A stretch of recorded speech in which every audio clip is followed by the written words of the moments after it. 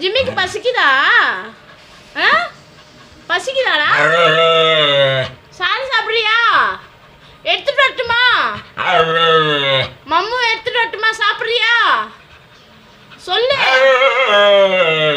இரு எடுத்துட்டு வரேன். எங்க இருக்கு சாதம்? கிச்சன்ல இருக்கா? எங்க இருக்கு சாதம்? கிச்சன்ல இருக்கா?